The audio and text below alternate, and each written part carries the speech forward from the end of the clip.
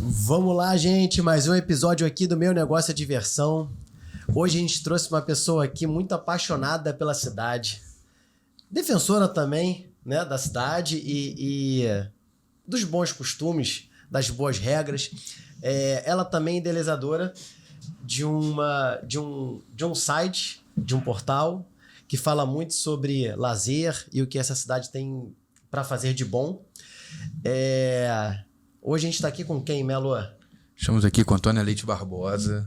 Para mim é uma honra. Assim, quantas vezes eu abri o dial e escutei a voz de Antônia com dicas. Então, isso acho que faz parte, né, do cotidiano do carioca. Muita gente como eu já escutou várias dicas da Agenda E eu Carioca. também. E estamos aqui com a idealizadora da Agenda Carioca, né?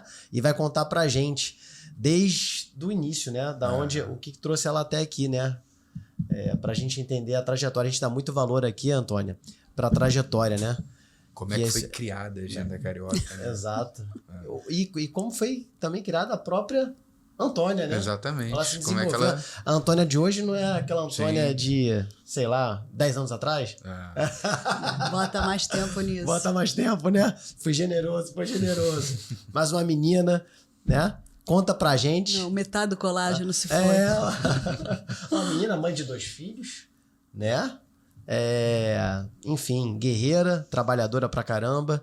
E tá sendo voz de muita gente, né? Aqui da cidade. E a gente vai entender. causas da cidade agora, né? Vamos falar sobre uma isso. causa espinhosa, né? Assim, não é fácil. E vamos abordar esse assunto também. E é isso. Bom. Super obrigada pelo convite. Muito feliz de estar aqui com vocês. Poder olhar para trás e entender, né, o que me trouxe até aqui. É uma reflexão que eu mesma preciso fazer, porque quando a gente tem um propósito, a gente suporta quase todo o como. E não é uma luta fácil, é uma luta de amor ao Rio, é uma luta de muito sacrifício, mas de querer viver num lugar melhor e deixar um lugar melhor. Como dizia o Frei Beto, eu quero morrer semente, eu quero continuar plantando, mesmo que não seja para que eu mesma possa colher. Boa, perfeito. Então, queridos, eu brinco que eu tenho projetos até, né, a terceira idade, que é a Agenda Coroca, quando a agenda chegar à longevidade. Mas eu tenho muito orgulho desses 18 anos que a agenda completou esse ano de 2024, de fomentar, de conectar pessoas, de ter hoje vários reconhecimentos de que foi a agenda o pontapé inicial para vários negócios. Eu catapultei muita gente. Isso não tem preço. Eu brinco que eu sou a lobista mais mal remunerada que eu conheço, porque eu sempre fiz todas essas pontes e conexões, sempre tentando ajudar o próximo. Então, a migração para a política acabou sendo uma consequência natural. Mas vamos lá. Voltar de zero. Legal. Você quer saber, né? De zero. Pô, de zero é uma criança curiosa que, poxa, com 10, 11 anos de idade, já mobilizou os vizinhos e fez um jornal do prédio para angariar recursos para pintar uma quadra de esporte. Excelente. Ficava andando de elevador para tentar Você vender uma assinatura. Anos? 11 anos. 11 anos.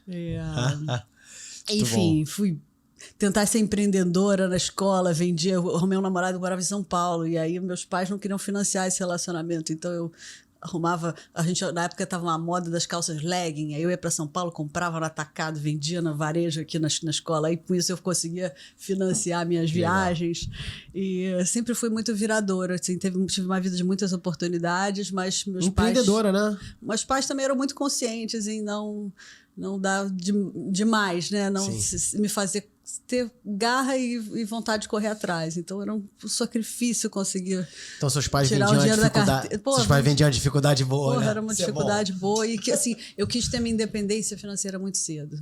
Apesar de estar num lugar de privilégio, o dinheiro que um jovem precisa ter para sair, para comprar as coisas que quer, esse é mais suado, né? E eu queria ter minha autonomia. Eu fui já uma das primeiras amigas a trabalhar. Eu, com 14 anos, estagiei com a Muki pintando tecido no ateliê dela. Depois, com 18, eu já tinha carteira assinada, trabalhava com a Lene, estilista.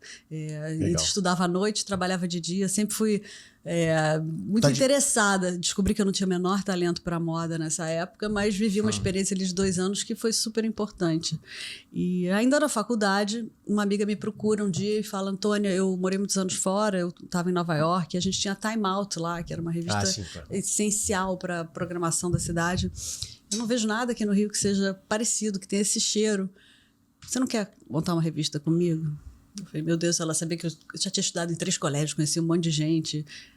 Não estava estudando comunicação, estava estudando desenho industrial. Mas, assim, tinha, acho que talvez o ingrediente mais importante para um jornalista, que é a curiosidade. E aí chamamos mais uma amiga e montamos a revista Geração. A revista Geração completou, como foi fundada em 2000, e ela tinha uma distribuição gratuita, ela vivia de publicidade, a gente não conseguia remunerar nenhum colaborador, eram todos jovens voluntários que também estavam começando nas suas profissões e escreviam mensalmente para a revista. Se você olhar para trás, eu tenho orgulho de ter tido Cíntia Howlett, Bruno Mazeu, Fernando Ceilão, Juliana Sintra, assim, pessoas que foram protagonistas depois em suas carreiras, Legal. mas que na época estavam também começando junto comigo. Eram colaboradores. E eram colaboradores pro bono. Legal. E a revista foi um sucesso. Ela circulou durante 2 anos. A gente fazia uma distribuição nos principais pontes da Zona Sul, Barra, adjacências, Tijuca. A gente não conseguiu ter uma tiragem tão grande para abraçar mais regiões da cidade. Mas essa revista me deu muito tesão em fazer essa coisa da comunicação, em ter um olhar de garimpo. E aí, ainda na faculdade, fazendo a revista, a gente percebeu que a gente tinha que escalar e falar com uma audiência maior, e bateu na porta do Jornal do Brasil. Pensou, bom, o Jornal do Brasil é um jornal que está precisando renovar os assinantes, baixar a faixa etária, e a gente está aqui com um produto super jovem, quem sabe eles topam encartar a nossa revista. Lembro que eu fui negociar com o Ricardo Boechat. Legal. E foi os 2 foras que eu levei dele.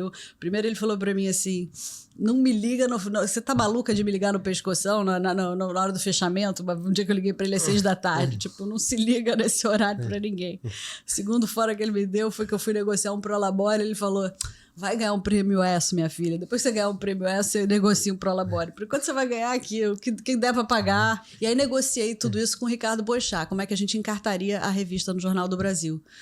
Só que logo depois a revista já estava com dificuldades financeiras, eu diria que eu quebrei. Com 22 anos eu estava acumulando uma dívida com a gráfica, os assinantes que eu digo, os anunciantes não vieram imediatamente, né? E eu já não tinha mais fôlego para manter a revista encartada no jornal. Voltamos lá para agradecer, eu e uma das minhas sócias, e veio o convite para escrever uma coluna. Tá. Não perde essa marca, vocês já criaram uma marca que tem uma identificação bacana, vocês são meninas antenadas, venham fazer uma coluna aqui no Jornal do Brasil, na revista Domingo, que era o filé mignon do jornal. E na época eu negociei tudo com o Ricardo Boechat, que foi muito espirituoso. Me lembro que eu fui falar de Prolabore com ele, ele falou, não, minha filha, vai ganhar um prêmio ESSO primeiro, depois você volta aqui, você vai ganhar 2 mariolas, e é o que vale agora, e poxa, encara isso aqui como uma super oportunidade. E foi uma oportunidade de me descobrir como jornalista, de me conectar com o Rio de Janeiro de uma forma incrível. A coluna era de variedades e tinha essa preocupação de não entrar... Ela tangenciava o que seria um colunismo social, assim, sem entrar na intimidade das pessoas. Eu buscava personagens, mostrar negócios que estavam começando, mas não importava com quem você estava namorando, como é que tinha sido o seu faturamento. Assim, eu queria falar de pessoas e não de fofocas, né? Sim. E aí a coluna teve muito sucesso. A gente criou um bordão na época que era o Ninguém Merece. Aí tinha o Sobe e Desce. Toda semana a gente criticava alguém que estava pisando na bola.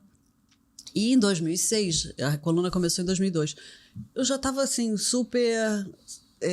eu era muito requisitada para dar dicas sobre o Rio. As pessoas, como a coluna tinha esse lugar de falar do restaurante bacana, da exposição que estava acontecendo, eu era muito procurada para fazer roteiro de pessoas que estavam na cidade. E eu já tinha praticamente uma planilha pronta, eu ajustava uma coisa ou outra. E aí pensei, realmente, falta um guia no Rio com a perspectiva do carioca, né? Que não seja só falar de Pão de Açúcar, Cristo Redentor, dos roteiros óbvios turísticos, Lapa, o que eu posso mostrar do meu dia a dia? E assim nasceu a ideia de fazer a Agenda Carioca. E eu tinha ido a Milão e tinha comprado um guia que era muito fotográfico, ele trazia foto das pessoas que estavam por trás dos negócios. Eu falei, eu sempre tive curiosidade de entrar numa loja e saber quem é essa pessoa que idealizou isso tudo. Quem são? Vocês agora a gente tem o audiovisual aí para apoiar, mas quem são os autores do podcast? É um pouco isso aqui, tá? É um pouco essa ideia de mostrar quem tá por Os trás dos bastidores, negócios, os né? bastidores. É. Legal, muito. E você tava com essa ideia em 2006 que eu lancei. Legal. 2005, né? Quando Bom. eu comecei.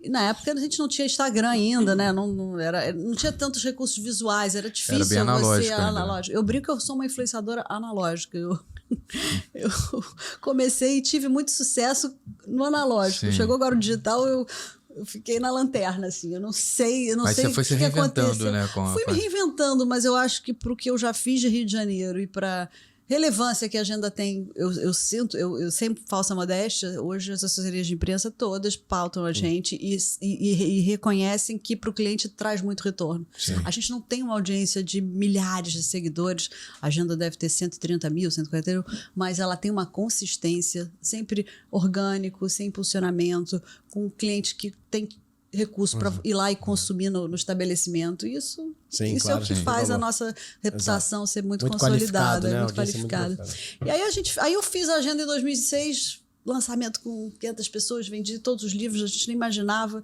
um sucesso. Aí fui refazendo ela em 2008. Aí em 2008 Você eu foi tinha um transformando em sonho. edições, né? Edições da agenda, impressas, né? físicas. Fiz parceria com a Havaianas, então tinha uma Havaianinha pendurada. E virou um Legal. item de colecionador, pessoal. A gente vai na casa até hoje das pessoas e olha a minha agenda. Falei, se você abrir, tá tudo obsoleto. Os lugares, 80% dos lugares já fecharam, mas eu quero guardar. E eu entendi que ela tem também um caráter assim de... Ela é um retrato de uma época, né? Na hora que Sim. você folheia ela Sem dúvida. e entra em contato com aquela marca de moda que você consumia, com aquele restaurante que você adorava, você tem uma memória afetiva da cidade. Sim, é um registro, né? Não é É um registro ali do que aconteceu, sem dúvida. E nesse período aí, quando você fez a geração, você ainda estava na faculdade, aí você saiu da faculdade, depois montou a agenda, você já percebia que era isso que você queria seguir? Porque tua formação original era desenho industrial, né? Inclusive na revista eu era diretora de arte, mas eu tinha muito mais interesse para a parte de texto. Aí quando eu comecei no Jornal do Brasil, eu vi que eu gostava de escrever. Só que eu tinha uma paranoia enorme, porque ainda era obrigatório ter o diploma de jornalismo naquela época. Eu falava, vão tomar minha coluna a qualquer momento, eu vou perder minha coluna. Mas será que eu quero fazer um jornalismo tradicional? Aí eu não justificava eu voltar para a faculdade e fazer um jornalismo, porque eu não me via em outro lugar a não ser ali como colunista, dando opinião. Então, quando caiu o diploma, a obrigatoriedade do diploma, para mim foi um alento, porque eu não me vi mais na clandestinidade que eu vivia ali, né? De estar escrevendo uma coluna de opinião, mas sabendo, em respeito a toda a classe profissional. Sim. Eu só achava que fazer uma faculdade de jornalismo não fazia sentido para mim. Eu nunca fui muito de estudar, para te falar a verdade. Eu sempre fui mais I'm a doer, né? Eu sou de fazer, assim. Me faltam hoje o mundo exige muitas credenciais das pessoas, MBA, pós. Eu não fui uma pessoa que... Eu tenho superior completo, mas não cheguei a fazer nenhuma especialização. A minha especialização é a vida, é a estrada, é a troca com as pessoas. Eu sou uma pessoa de rua. Sim. E, inclusive, nessa época eu andava... As agendas foram feitas todas com curadoria... Eu tinha uma scooter. Eu andava pela cidade de motoca e eu ia parando mesmo, entrando, pedindo cartão.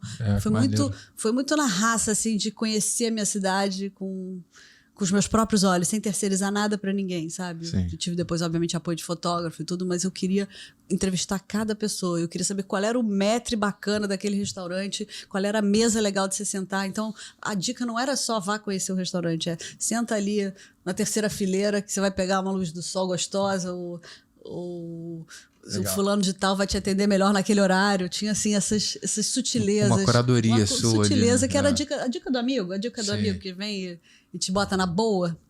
E aí a agenda foi dando frutos. Foi um sucesso tanto só de vendas como de anunciantes. E eu me lembro que para fazer agenda essas coisas são legais de contar. A gente fica só contando sucesso, a derrota. Tem muita coisa que a gente não sabe aqui. Antes da agenda, eu trabalhei 2 anos administrando o Gato Pardo, um restaurante que era um sucesso. E aí fiz o Sky Lounge junto com a Priscila Tanuri, que nós éramos uma dupla. E eu administrei uma obra. Foi a primeira vez que eu tive assim, a gestão de um orçamento enorme para coordenar uma obra junto com ela. E ali eu gostei muito da experiência de gestão, mas também vive muitos desafios de quem realmente tem que estar com a barriga no balcão para cuidar de um estabelecimento que gira, né, movimenta tanta coisa. E... Peraí que eu esqueci qual era o gancho por que eu comecei a falar do Gato Pardo? Dos dias de luta e dias de glória que você passou ali no Gato Pardo. Bom, eu tava no Gato Pardo, mas...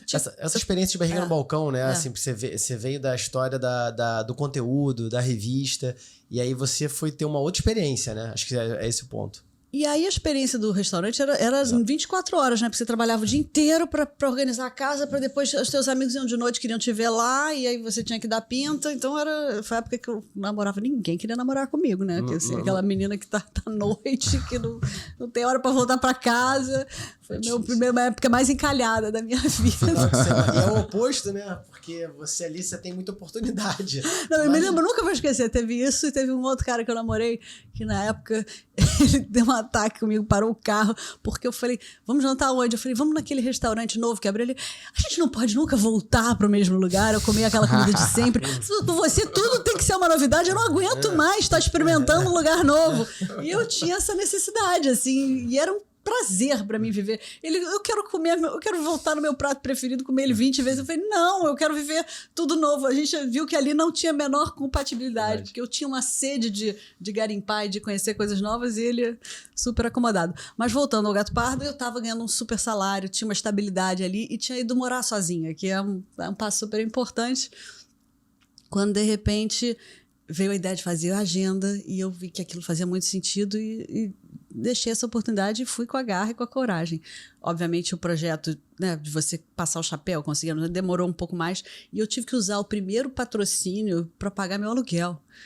Foi da Farm, inclusive. Eu não esqueço, eu tenho uma gratidão pelo Marcelo, que eu sentei na frente dele, falei do projeto, e ele falou, não, vou já te adiantar o dinheiro, porque aí você já vai tocando aí suas despesas. Porque, obviamente, eu ia faturar quando o livro ficasse pronto, parcelar. Não, mas é excelente, e né? Porque é uma atitude rara. E ele me ofereceu, ele sabia que eu precisava de um fôlego, e aquilo pra mim foi assim, eu paguei meu aluguel, minha mãe me ajudou, aí no outro mês seguinte, e aí veio um patrocínio maior e a coisa foi, e eu lancei o livro meses depois, mas... Parece que as coisas conspiram, né? Mas como a gente precisa, às vezes, de pessoas que acreditem na gente, que façam um aporte inicial. A mesma coisa agora com campanha política, assim, a gente fica num desespero na pré-campanha, sem recurso nenhum. Sim. E aí, quando entra um dinheiro, é sempre já com você completamente enforcada né? Por que a gente não pode ter isso tudo para dizer que assim que a gente precisa ter acesso a crédito, né? Acesso a microcrédito, porque os grandes negócios precisam de uma injeção de capital logo no início. Bom, já estou me estendendo muito aqui na história da agenda, mas só para concluir, aí a agenda foi dando filhotes, eu tive depois em 2010 uma nova edição e elas iam mudando um pouco de cara de acordo com o meu momento de vida. Eu tinha casado, eu estava mais querendo fazer uma agenda mais elegante, aí fiz um estojo. O design gráfico sempre ia acompanhando a minha fase. Eu tinha comprado um cachorro, aí criei um capítulo todo de pet. Legal. Ia acompanhando um pouco esse momento. Então, por exemplo, o desenho industrial continua presente sempre, aí, só que de uma outra forma, né?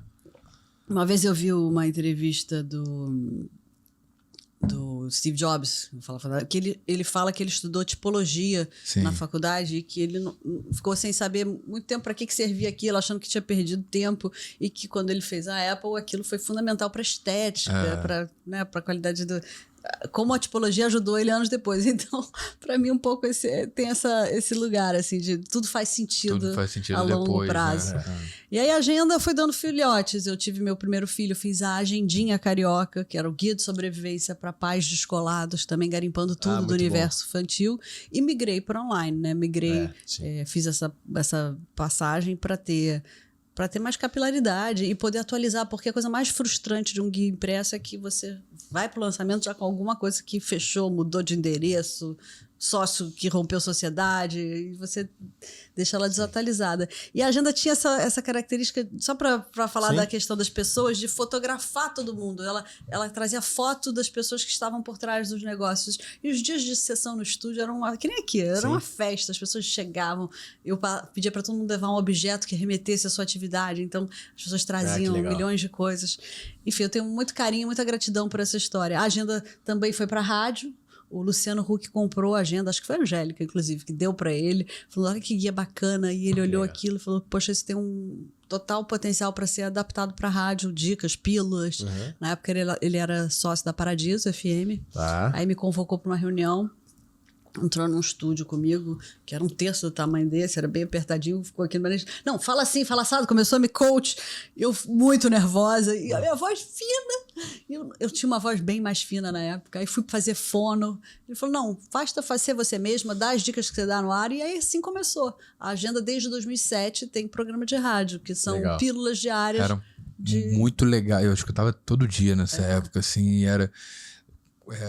não escuto mais porque eu não escuto tanto rádio hoje em dia, mas era realmente sensacional. Todo dia você tinha ali, você escutava suas dicas e sempre algo que somava ali, né, no cotidiano. Eu adoro fazer, porque hoje em dia, graças a Deus, antigamente tinha que ir pro estúdio, hoje em dia você grava do celular, fecha num lugar silencioso, é muito dinâmico, isso também permite com que eu tenha um conteúdo mais quente, né? Eu posso gravar agora, uma coisa que eu acabei de ficar sabendo. E tô na JBFM, funciona aqui, não? Que legal, funciona aqui aqui, do lado. exatamente. Você ficou muito tempo na Paradiso, depois você foi pra UFM, Eu fui não pra foi? MPB, fui pra UFM, depois pra MPB-FM, depois voltei pra Paradiso. Sou uma Legal. putinha da rádio. Brincadeiras à parte, a gente vai atrás da audiência, Claro, das lógico. parcerias comerciais. Das parcerias comerciais. Isso aí. Também temos boletos a pagar. Claro, claro. Muito E legal. hoje, como é que, assim, além dessas parcerias, como é que você vê o digital, né? Assim, o digital, os influencers, né? A agenda, ela tá online, você acessa, certo? Você tem as dicas na JBFM e provavelmente você tá no Instagram também. E aí você falou da pegada, né? Que você tá se adaptando a essa questão, essa nova era, né? De você botar a cara e falar. Você tá fazendo isso muito bem, tá? Você falou que você tá fazendo isso muito bem, de verdade. Eu sofro. Eu não conseguia... Em 2011, tá? Quando o Instagram bombou, eu tava... puerpério, eu tinha acabado de ter filho, amamentando, Antônia Leite, Sim. cheia de leite. Sim. Eu não tinha a menor Claro. Clima, né? clima. E não tava com a autoestima muito elevada para ir Lógico, botar claro. cara e mostrar minha intimidade, eu preocupada com a exposição Sim. dos meus filhos. Eu não conseguia, na época, pagar o preço que se pagou para ter essa ascensão online. E eu tenho muita. Tudo que eu faço, eu me importo. As coisas são sofridas porque eu me importo com a qualidade do que eu faço. Claro. Eu sou muito. A minha autocrítica é muito elevada, então eu sempre me achei pouco articulada, pouco descolada, eu não sei, eu gostava muito da ideia de ser um nome forte, uma pessoa que não tem rosto, né? O Mr. M, eu tenho uma inveja do Mr. M, Sim. que ele é o cara mais famoso do mundo, Ninguém ninguém sabe sabe quem a é. cara dele, o Banksy, né? Banksy. Sim. Pô, adorava esse conceito. Hoje em dia, mas não, acho que você é importantíssimo dar a cara a tapa. Hoje em dia você é quase obrigado, né? E eu exato. você acha que eu falo bem, mas eu internamente sinto um sofrimento pra estar aqui. Não, Agora eu vou tentar até olhar para aquela câmera de frente. Mas então, Antônia, eu imagino que às vezes um cortezinho de 30 segundos que a gente vê ali, a gente não tem ideia de que demorou 2, 3 horas, fez vários até sair na qualidade que tem saído. Mas continua falando da agenda. Você então tá multiplataforma, né? Como tem que estar, né? Porque assim, também é uma obrigação hoje, né? Você tem que estar em todos os lugares, né? Nos principais canais. E aí é Instagram, site, a gente tem um site, sim, muito claro, estruturado. claro, Instagram. sim. Tem TikTok, a gente criou um canal dentro do Instagram. Eu tenho a Alessandra Carneiro, Sim. que eu quero agradecer que Sua mais editora, de 6 né? anos toca esse barco comigo. Legal. Valeu, É Alessandra. uma pessoa que, assim, ela consegue... A gente tem um alinhamento muito grande. Ela me representa, assim, no sentido de... Ela tem o mesmo... A gente tem muita afinidade na curadoria, então... Legal. Não tem nenhuma discrepância entre o que eu publicaria e o que ela publica. A gente está muito sintonizada, por isso que a qualidade do conteúdo, mesmo quando eu preciso me ausentar, não cai. Legal. E aí, para estabelecimentos e produtores de eventos que gostariam de anunciar no seu canal... Poxa, obrigada, parceiraço esse. Lembrando que, né, a gente vive de publicidade e public posts, assim. Sim, claro. Eu tenho um problema sério, como eu nunca cobrei para fazer public post, as sim. pessoas não me procuram. Sim. Porque falam, pô, Antônia, faz de graça. Sim. Eu tô falando sério, Sim, assim, sim. a gente te pagam pra blogueira do lado e pra outra, porque a Antônia é muito generosa, ela sempre falou, infelizmente as pessoas que se acostumam a não a ter aquilo de graça têm dificuldade de pagar um dia. Sim. Mas a gente precisa muito dessa publicidade, sem dúvida. E como é que Legal. você faz a curadoria hoje em dia? depois de tanta novidade que você já trouxe, assim como... Eu vi, por exemplo, você entrou com Conversa Fiada, né? Agora recente, foi um dos últimos conteúdos. Mas como é que você faz essa grade? Eu tenho muito a agradecer aos assessores de imprensa, que também é uma profissão que se consolidou e que faz um trabalho importantíssimo de formatar o conteúdo, digamos, é um restaurante. Eles entendem o DNA do negócio, preparam um press kit maravilhoso, um release super amplo, abrangente, que tiram fotos incríveis, divulgação. Esse material chega pra gente e eles têm o cuidado de selecionar o que tem a cara de cada veículo para não pasteurizar e mandar isso para todo mundo. E a gente acaba sempre entrando nessa lista, como eu te falei, dos top 5, dos veículos do Rio que recebem em primeira mão. Então eu tenho uma parceria muito grande, eu diria que 70% do conteúdo vem via assessoria de imprensa. E 30% tem cheiro, tem conversa, tá em grupo, alguém comenta. Às vezes, assim, quer ver uma coisa? Eu entrei na Carandaí 25, que era um evento de moda que estava tendo esse fim de semana. Ninguém mandou release, mas eu cheguei numa barraca, eu fui andando e falei, isso é genial. Era uma moça que reinventou a cadeira de praia. Ela criou um encosto portátil, levinho, que a mulherada gosta de deitar na canga e ficar com o bracinho assim, né? Pô, e aí tem só um encostozinho para as costas, entendeu? Você não precisa ter uma cadeira de praia, mas você também não fica tendo que segurar a postura. Você tem um produto super criativo design que eu, numa feira com 100 expositores, identifiquei. Aí fiz um vídeo, viralizou. É muito legal. É bom que eu tenho que testar se eu ainda estou afiada nesse garimpo, né? Se eu ainda tenho a habilidade de separar o joio do trigo e perceber o que é diferenciado, o que não está sendo dito. E eu consigo fazer isso, tá? Na Leroy Merlin. Leroy Merlin? Leroy Merlin. Mas é que fica meio metido falar assim. Então, vamos lá. Na Leroy. Não fazia ideia que era... Leroy Merlin é uma rede francesa. Perfeito. Quer ver uma coisa genial que eu descobri lá? Que, aliás, é o meu outro projeto, que eu não sei nem se eu devo abrir tantos chapéus aqui, mas é o Achados da Antônia. Eu sou tão garimpeira, que eu amo, por exemplo, a minha loja preferida é a Multicoisas. Porque eu adoro uma repimboca da Parafuseta, dos caras adoram. A mala de ferramenta na minha casa sempre foi minha, tá? Eu tenho todas as chaves que você possa se imaginar. Chave de boca, enfim, eu tenho muito prazer. Eu sou mais feliz comprando ferramenta do que sapato.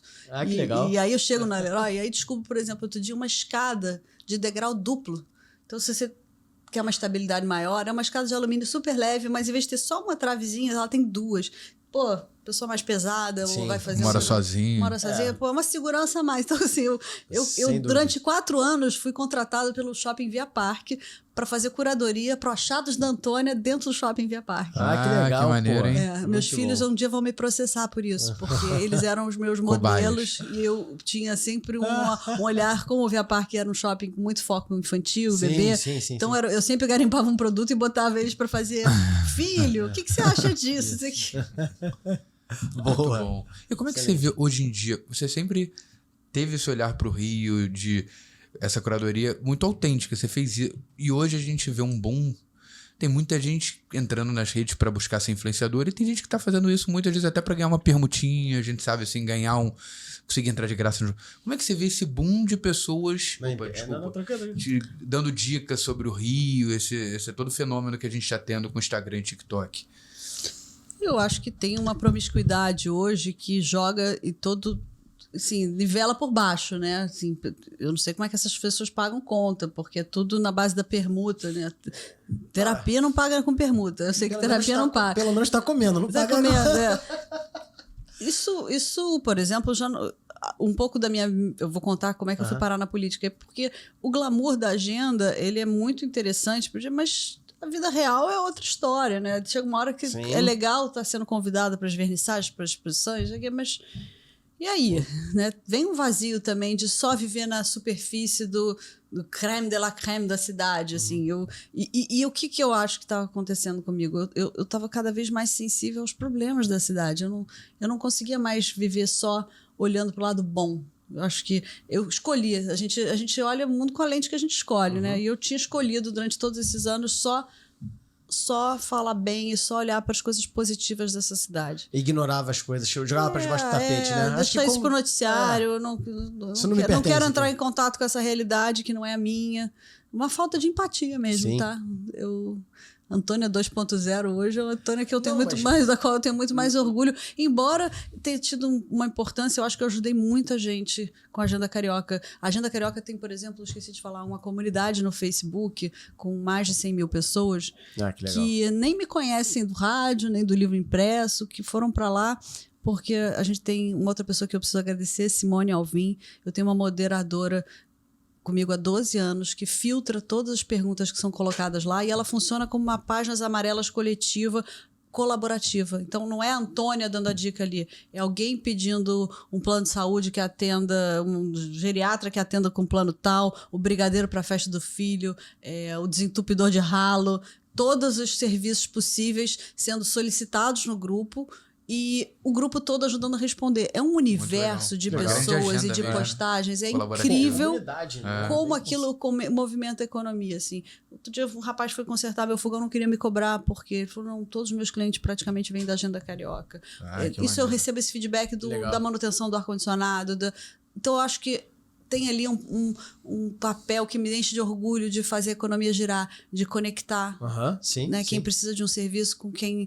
E eu sempre falo assim, sai de perto de mim se você é daquelas pessoas que não gosta de dar dica, tipo, sabe, eu vou te dar aqui o telefone da minha costureira, mas não passa para ninguém, porque quando eu precisar dela, ela vai estar muito ocupada. Eu falo, então eu não quero, eu sou a primeira a jogar o ventilador, até porque eu penso que quanto mais bem sucedido aquele profissional for, mais ele vai prosperar, mais ele vai ter carinho e gratidão e vai encontrar um tempo para mim, sabendo que eu fui uma das embaixadoras do trabalho dele. E 2, quando você ajuda um estranho que te pede uma dica na internet, muita gente pensa, vou parar, perder meu tempo, abrir para ficar dando dica para quem eu nem conheço. Não, pensa que você está ajudando aquela manicure que vem na sua casa, aquele bombeiro eletricista que fez tua obra. Quando você está indicando para um estranho, alguém que te prestou um bom serviço, você está ajudando esse cara a arrumar mais trabalho. Então, é um pensamento virtuoso. Não, muito. Vivendo e aprendendo. Eu conheço a Agenda há muitos anos, mas eu não sabia dessa parte mais de serviços gerais, de conexão de qualquer tipo de serviço. Para mim era mais um guia cultural e de dicas gastronômicas, restaurantes, menos dia a dia, menos dia a dia. Cara, muito legal. Eu, inclusive, consegui monetizar pela primeira vez, tô perdendo a vergonha de pedir dinheiro, aprender a cobrar, porque eu sou um desastre no comercial, eu sou muito movida a entusiasmo, inspiração, mas eu há 2 anos criei um grupo no WhatsApp muito exclusivo e estou cobrando uma anuidade. E ele tem 250 mulheres. Muito bom. Eu só permito a entrada de mulheres por enquanto. Fiz esse grupo para ser uma rede de confiança, porque ali a gente troca também dicas de funcionários que vão entrar na sua casa, as pessoas se sentem mais protegidas sendo amigo do amiga. Qual o nome? Agenda Colaborativa. Agenda Colaborativa, bem legal. Eu cobro uma anuidade e eu finalmente consegui monetizar essa troca de serviços. E as pessoas têm muito prazer de estar lá porque resolvem a vida delas. E são as pequenas coisas do dia a dia, né? Que a gente fica usando o grupo de WhatsApp da escola, o do condomínio, mas assim, tem um lugar onde você não se sente pedindo um favor, onde você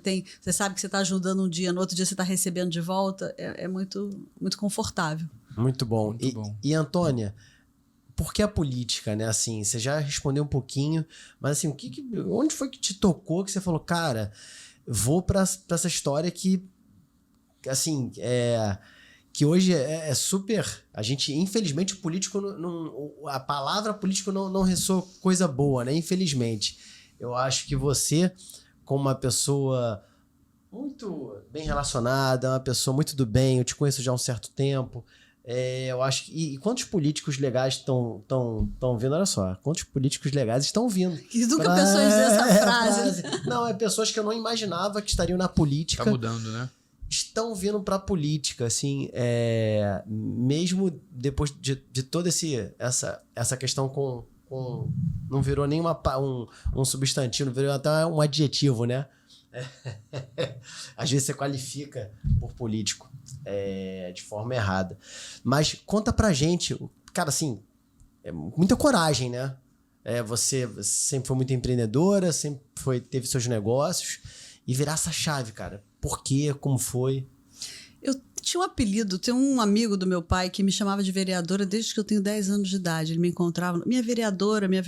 E aí, obviamente, depois da primeira eleição, eu chamei ele no canto e falei, de onde você tirou aquele apelido? Por que você me chamava de apelido de vereador quando eu ainda era uma criança? Ele falou para mim, Antônia, você sempre foi muito interessada, muito disponível para todo mundo, sempre teve uma coragem de falar com os adultos de uma forma respeitosa, mas interessada. Você sempre fez política, você só não sabe disso. Você era uma pessoa extremamente comunicativa, conciliadora, uma criança que vinha na mesa, falava com os adultos, uma coisa rara, assim, de ver a sua desenvoltura. Falei, uau, bom, guarda isso na caixinha, isso ficou lá adormecido, eu só fui tentar entender depois. Mas minha vida estava toda arrumadinha.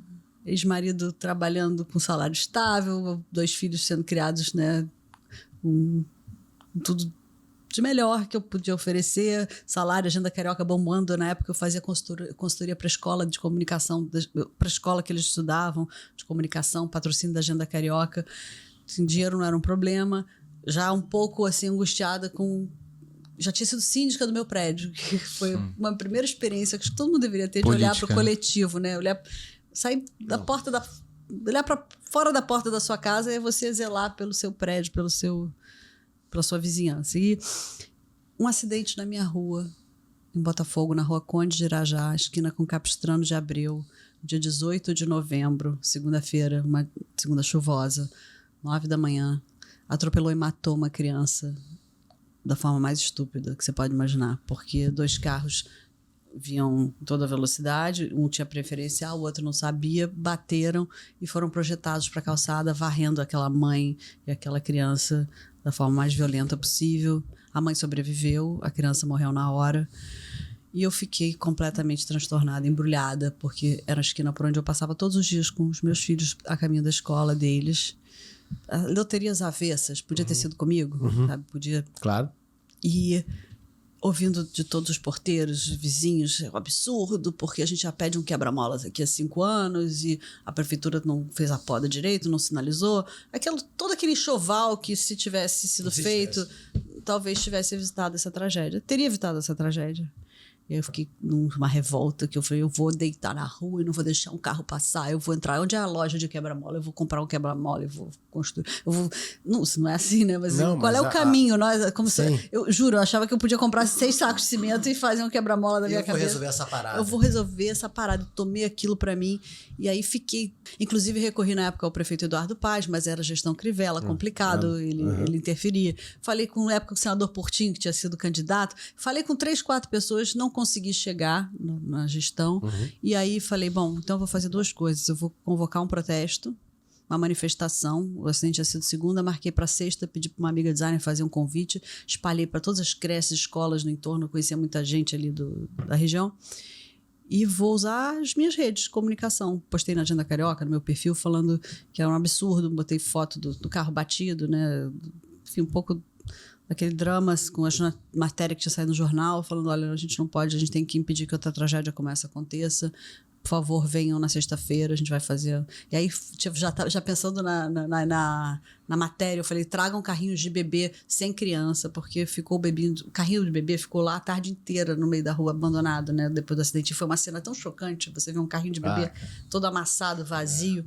E aí eu falei, eu quero replicar essa cena com muitos carrinhos de bebê.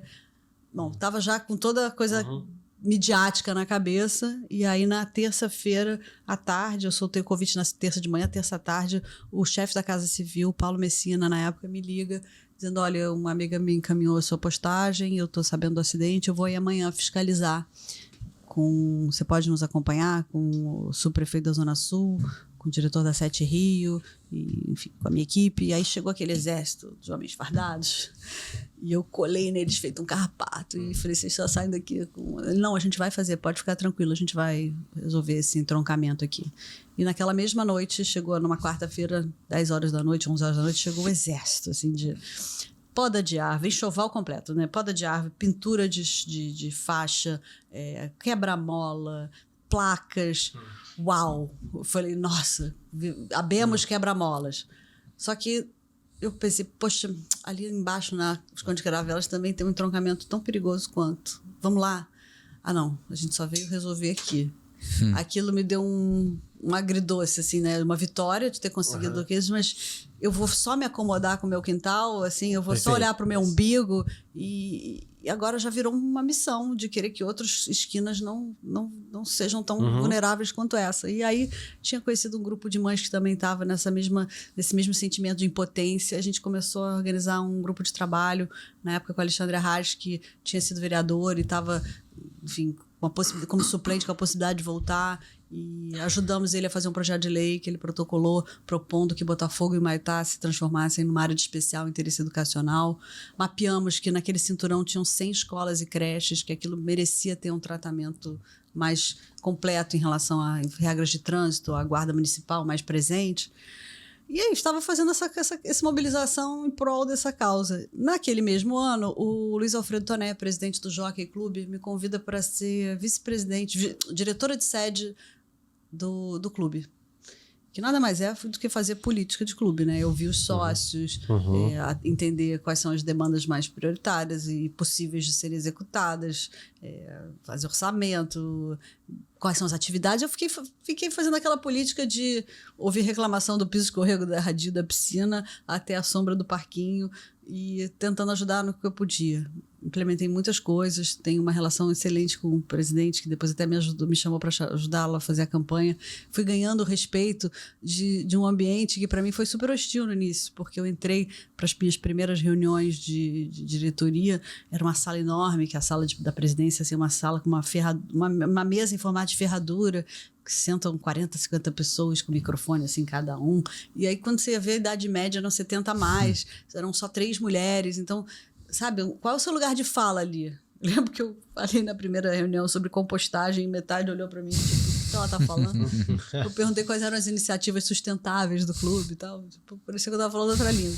E aí eu fui vencendo essas barreiras, essas resistências, fui ganhando respeito e encontrando o meu lugar de fala e tive assim, essa experiência maravilhosa que eu devo muito à construção dessa carreira política, esse estágio que eu fiz lá.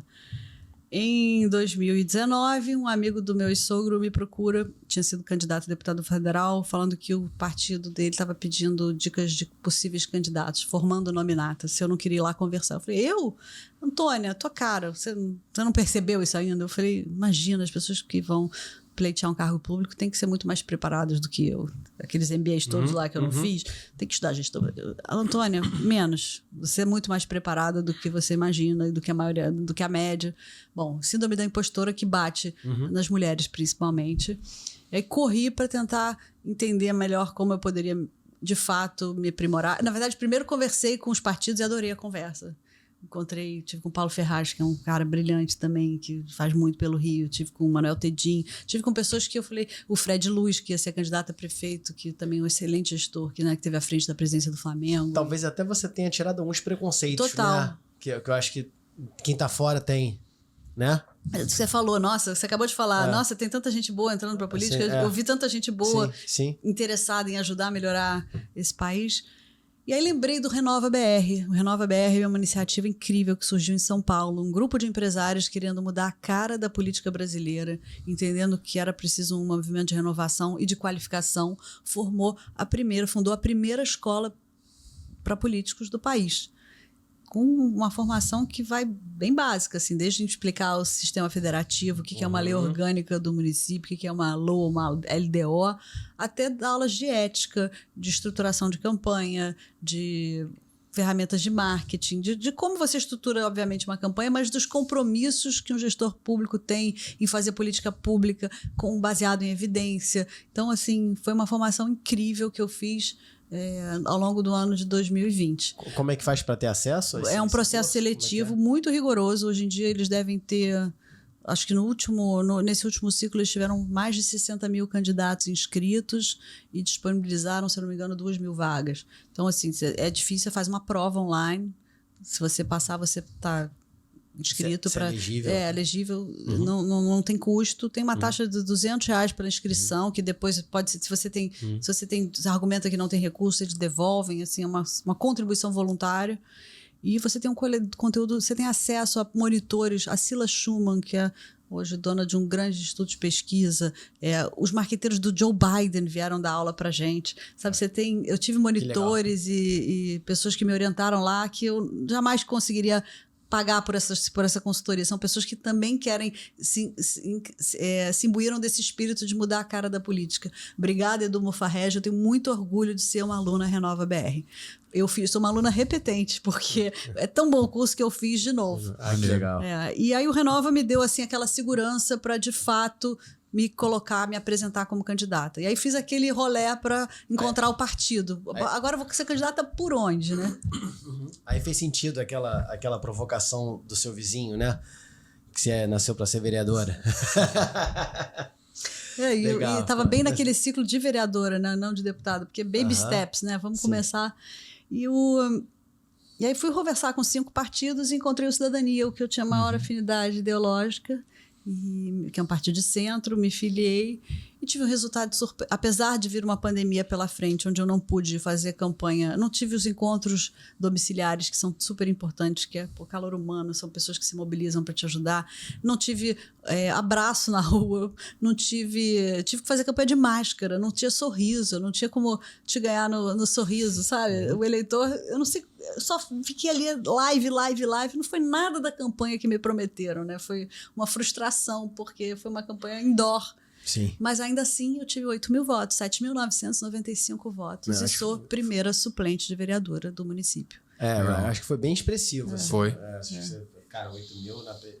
Geralmente acontece isso, assim, né? A primeira eleição, às vezes, o candidato não consegue, na segunda vai e a uma hora entra. Eu fui uma das candidatas mais votadas da Zona Sul. Eu fui a segunda candidata mais votada de Lagoa, Leblon, Ipanema, Jardim Botânico, Quinta da Gávea. Eu, enfim, tive uma colocação na Zona Sul muito boa e tenho muita gratidão por isso. Obviamente quero trabalhar para uma cidade inteira, mas é importante você começar a sopa, né? Você fazer sua base, né? Fazer sua base onde você, de fato, é conhecida e onde você conhece profundamente os problemas. Quantos votos você precisava para... Depende, assim, como o meu... Eu sei que com a votação que eu tive, se eu tivesse em 3 outros partidos, eu teria entrado. Então, eu não dei a sorte de, nesses 4 anos, nenhum dos 2 vereadores que entrou ter ido dar uma voltinha, porque eles podiam ter dado um rolê lá na prefeitura, assumido uma secretaria, pro TCM, enfim. Eles poderiam ter concorrido para federal, estadual, eu não dei essa sorte. Por quê? Porque eu não estava pronta, mas agora my name is pronta, estou pronta. Tudo tem um porquê. Sem dúvida. E na política, vamos combinar, você quando tem voto, você ganha um selo, uma etiqueta de preço, você agora vale 8.000 votos. Quem é essa garota que chegou ontem? Que não tinha padrinho político, não tinha um candidato abrindo as portas para mim, me transferindo capital político. A Antônia tem um valuation. Não, total. Mas tanto foi que logo depois você foi logo depois disso que você foi para o executivo, que você participou aí. O convite veio a rebote desse resultado nas urnas. Eu já tinha uma relação com o prefeito Eduardo Paes, o secretário Marcelo Calero também fez... Renova BR. O secretário Marcelo Calero, que era do meu partido, fez. Foi um tripé. O próprio Partido Cidadania, o Conte Bittencourt, que tinha uma relação muito próxima com o prefeito, o Calero, que pediu o meu nome, o prefeito que já conhecia o meu trabalho, tinha ido no lançamento de uma agenda carioca minha, assim que ele assumiu em 2008, e os meus 8.000 votos, que eu diria que tinha um peso ainda maior nessa decisão. E, assim, eu acho que eu sou uma pessoa legal. Sim, com certeza. E aí, só que não importa, na política o que importa é quantos votos você tem. No fim do dia, né? No fim do dia, o número importa, né? O número importa. E aí fui convidada para ser subsecretária de eventos, agora estamos chegando perto aqui da nossa afinidade maior, que é falar desse setor tão importante para a economia. Exatamente, onde eu tive a oportunidade de te conhecer melhor, já te conhecia antes, mas ali a gente teve um relacionamento. E me conta aí como é que foi a experiência. Foi incrível no sentido de que fazer do limão uma limonada. A gente vinha de uma pandemia dupla, uma pandemia financeira, estou falando do ano de 2021. E um setor que foi o primeiro a parar e o último a voltar. Uma sensação de impotência muito grande, uma luta para conseguir criar protocolos sanitários e pressionando a Secretaria de Saúde, alinhando com eles o máximo. Era sempre um cabo de guerra, né? Para como a gente volta com segurança, eventos testes, evento piloto. Então, tinha toda essa negociação, uma pressão enorme do setor. E eu aproveitei esse período que eu estava muito menos eventos do que eu esperava, né? No meu colo para administrar, para olhar para a retaguarda, assim, olhar para os bastidores. Qual é o sofrimento que o produtor enfrenta no dia a dia?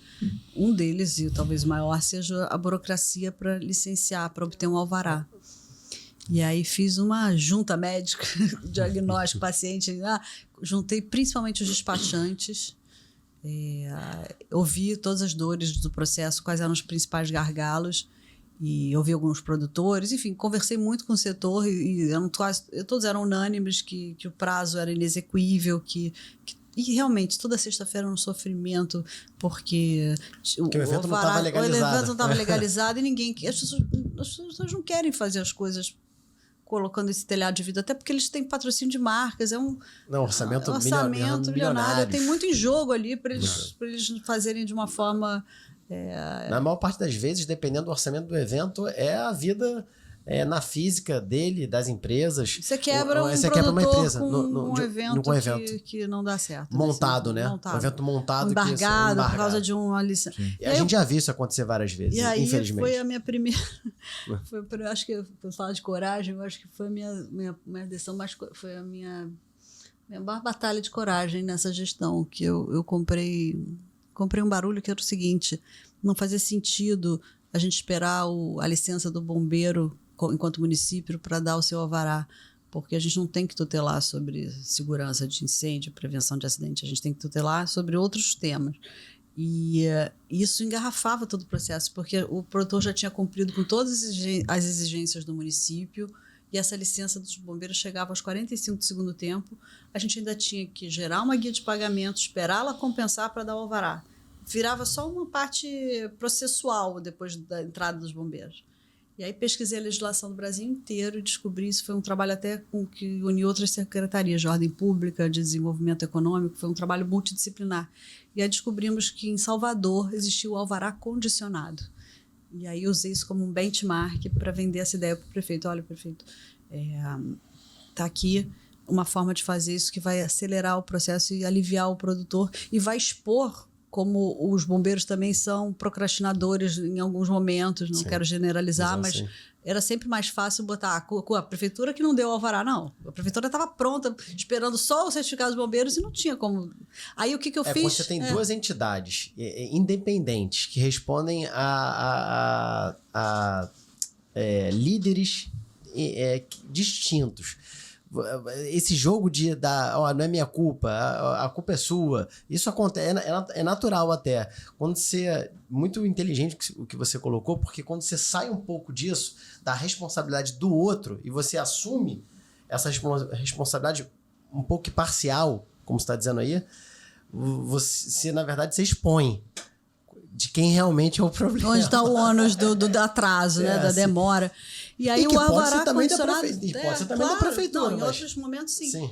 Aí criamos regras de prazos também, para você saber se o seu evento tem até X pessoas, você tem o direito de ter o seu alvará em tantos dias, para o produtor saber com que antecedência que ele tem que entrar no sistema, né? Não deixar tudo para cima da hora. E aí o alvará condicionado, e isso é um legado que eu deixei. Até hoje é assim. Como é que é? Você tem o alvará do município, ele vem com letras garrafais, dizendo esse alvará só tem validade se ele for apresentado concomitantemente junto com o certificado dos bombeiros. Então, ele perde a validade se você não tiver... O produtor tem que entregar para o fiscal os dois documentos. Mas você já tem aqui o alvará da prefeitura. O alvará da prefeitura e o do bombeiro, ele só vale se você tiver o outro. Perfeito. Mas eu não precisei esperar o do bombeiro para dar o meu. E eu lembro que... Vou contar uma...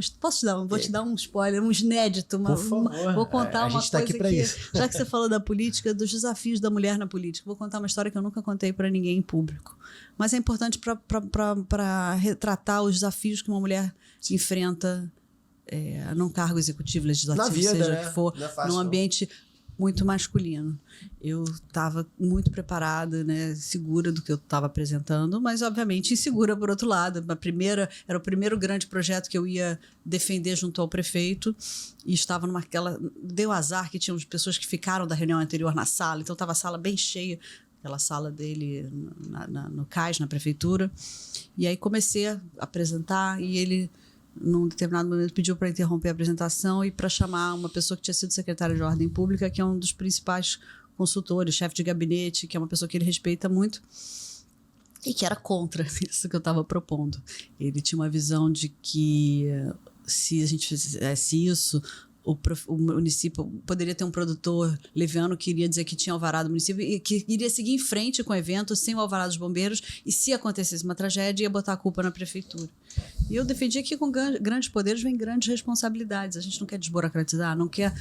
Ele vai responder a responsabilidade civilmente, criminalmente. Por que o município tem que ser essa mãe protetora? Bota a bola no campo do produtor e não fique... Bom, mas aí... Perfeito. No meio da minha apresentação, essa pessoa entra. Eu sou contra esse projeto, não sei o quê, falando mansplaining, interrupting, todos os mans que você pode imaginar. Eu achei aquilo um desrespeito, porque eu estava no meio da minha apresentação e o prefeito apenas tinha pedido para ele vir à reunião, não tinha pedido para ele entrar fazendo um show no meio, interrompendo a minha apresentação. E aí eu vi, assim, será que ele teria feito isso se fosse com um homem, fazendo no meio do seu discurso? E eu tremi as pernas, levantei e falei, olha, eu sei o que você pensa a respeito, mas você vai esperar eu terminar a minha apresentação para dar a sua opinião. Foi um silêncio, prefeito, claro, faz todo sentido. E ele botou o galho dentro, depois se colocou, e aí o prefeito pesou e acabou que eu estava muito preparada e embasada e ele acabou comprando o barulho. Mas se eu tivesse mais segurança na hora, não conseguisse, aquilo me desestruturasse emocionalmente, talvez todo um projeto que ia beneficiar um setor enorme tivesse sido engavetado. Então, assim, quando você fala da coragem, a mulher tem que ter coragem de não ser perfeita, mas sim de se colocar. Isso eu acho que é o nosso desafio diário na política, assim, de ter coragem de comprar os barulhos que forem, os BOs que forem necessários. Isso aí. Muito bom. Bom, vamos lá. A gente falou da política, né, Melo? Me conta mais sobre agora como é que... assim, passada a sua experiência, né, no executivo, né?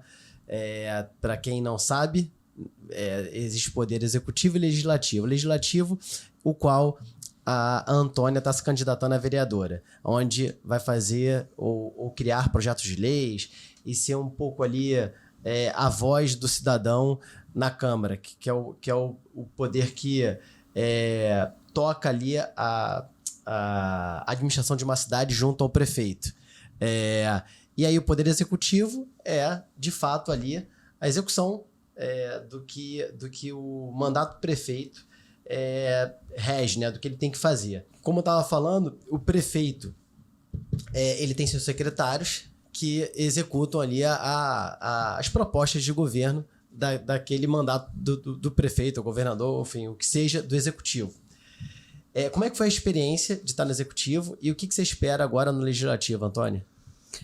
Bom, são experiências muito diferentes, né? O executivo tem um dinamismo, tem orçamento, as coisas acontecem com uma velocidade muito maior e o legislativo traz mais frustração nesse sentido. Por outro lado, o que se aprova, as leis que se criam ou que se revogam, elas têm uma perenidade, né? Você, de fato, estrutura a gestão de uma cidade. O principal papel de um vereador é fiscalizar o executivo, controlar as contas públicas, ser um pouco xerife da cidade e revogar, por exemplo. A gente tem muita vaidade de criar leis, né? Todo legislador quer ter no currículo quantas leis criou.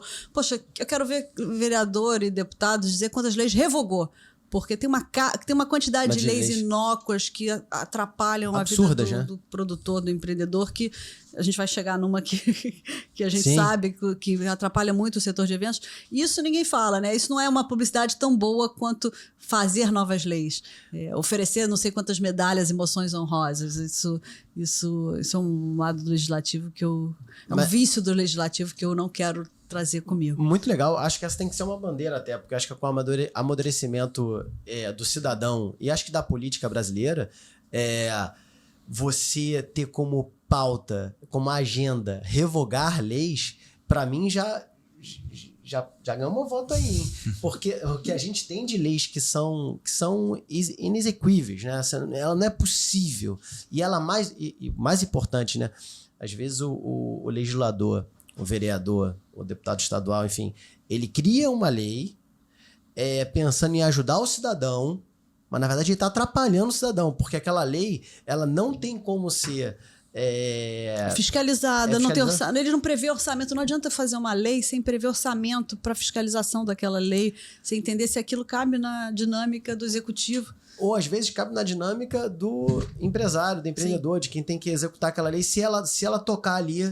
Mas eu falo do executivo porque eu tenho batido muito no tema do excesso de ocupação de mesas e cadeiras nas calçadas. Eu até estou sendo não, vamos falar, vilanizar. É um assunto espinhosérrimo. Mas vamos entrar nele, mas eu só quero trazer o retrato que há 32 anos não há concurso para fiscal. São 350 mil bares, restaurantes e são pouquíssimos fiscais aqui na Zona Sul, então deve ter 3.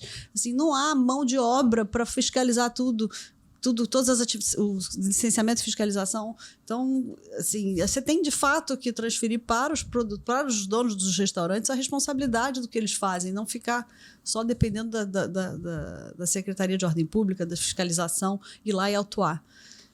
Tá. E essa questão dos bares e restaurantes que você tem levantado? Fala um pouquinho sobre esse assunto mais. Toda campanha, ela tem que tocar o seu coração, né? Quando você fala qual é a sua bandeira, poxa, minha bandeira é o Rio de Janeiro, né? Minha bandeira é uma luta de amor por essa cidade, e isso é um guarda-chuva imenso que vai, né, da desigualdade social, do drama do transporte público, da fila do SUS, da falta de vaga em creche, mas qual é a bandeira para te eleger, né? Vamos combinar que você tem que ter um tema que se conecte com o seu eleitor, onde ele te enxergue como uma representante. E aí, depois. E que te toca também, né? Ele toca tudo isso que eu falei agora, né? Mas como bandeira para esse ciclo eleitoral, eu percebi o quanto que a falta de ordem pública tem tirado a qualidade de vida das pessoas, dos direitos básicos do carioca. Acho que ela vai tirando a qualidade de vida, vai tirando o desejo da gente ocupar os espaços públicos, vai trazendo medo, insegurança. A gente perde crescimento econômico, perde competitividade. E aí eu percebi que pense global, haja local, né? Uhum. Às vezes, o quanto que uma pequena poluição, um pequeno descuido ou omissão do Estado no seu quintal, pode trazer um desconforto tão grande para a população.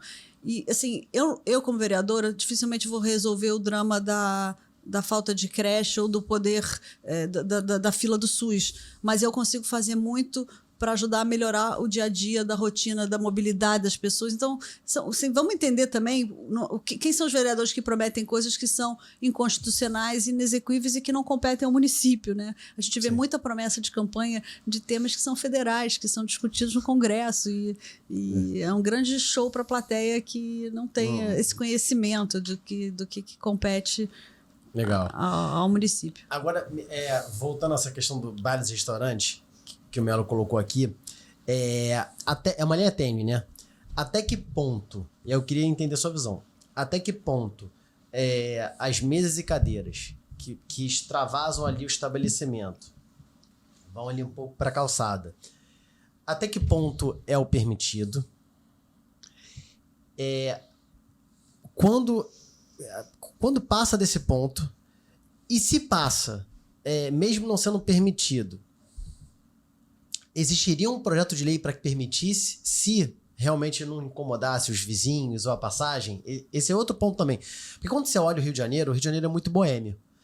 E faz parte da cultura carioca, tá na rua, que eu acho que é esse o contraponto que muitos bares, restaurantes, provavelmente pleiteiem ou argumentem em relação à sua própria causa, que é usar a calçada. Até que ponto ali essa história de não poder usar a calçada ou usar a calçada vai contra um pouco esse hábito do carioca de usar as calçadas, Tá, mas você falou do preto e do branco, tem 50 tons de cinza aí no meio do caminho. Então, assim, em primeiro lugar, eu quero deixar bem claro que eu sou... Primeiro, olha a minha história de vida de 18 anos de Agenda Carioca. A gastronomia é um dos temas que eu mais valorizo e sempre Pedro Artagão, o chefe, diz Sim. que eu fiz a primeira grande matéria sobre ele. Eu tenho uma relação muito próxima com muitos chefes e donos de restaurantes que devem estar meio putos comigo agora, mas não é um ataque pessoal. Pelo contrário, é em defesa dos empreendedores gastronômicos que fazem tudo certo. Porque eles, no fundo, também devem estar se sentindo otários, porque eles têm que cumprir com o decreto, com a legislação, e o vizinho e o coleguinha está colocando em risco eles perderem essa benesse que lhes foi concedida na pandemia. Eu acho um caminho sem volta e acho muito positivo a ocupação. Eu quero dizer isso. Eu sou a favor da ocupação das calçadas de forma ordenada. Ela traz segurança, né? Você pega uma rua de pouco movimento, você melhora a segurança pública, o movimento. Você gera emprego, você desperta nas pessoas a vontade de ocupar o espaço público, de sair, de encontrar, de socializar. Isso para a saúde mental das pessoas tem um valor enorme. Você gera empregos, um restaurante. Agora, o que a gente vê hoje? Uma realidade de novos alvarás sendo emitidos para casas que não têm 10 metros quadrados e que contam com a rua como faturamento, quer dizer, não é um complemento de receita, já é uma receita, né, o plano de negócio do restaurante é a parte de uma privatização da área pública. Em segundo lugar, o excesso, muitos estabelecimentos têm uma licença para colocar 10 mesas, colocam 20.